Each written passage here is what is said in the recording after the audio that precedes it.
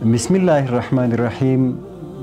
د جمعې د ورځې سنت اعمال، د جمعې د ورځې سنت اعمال غسل کول او جمعات ته وختي تلل او ښې صفا سوتره جامې اغوستل او درود شریف په پیغمبر علیه الصلاة والسلام باندې ډیر ډیر ویل او سورت کهف تلاوت کول او الله ته لاسونه پورته کول، دعا ډیره ویل.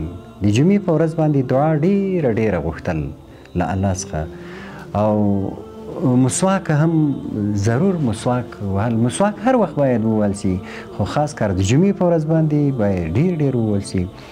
او عطر خوشبويي د پیغمبر علیه صلات وسلام خوښ هم ده او عطر لګول دا د جمعې د ورځې سنت اعمال دي. که په همدې سنتو اعمالو باندې عمل وکړو د جمعې ثوابونه به هم څو چنده سي.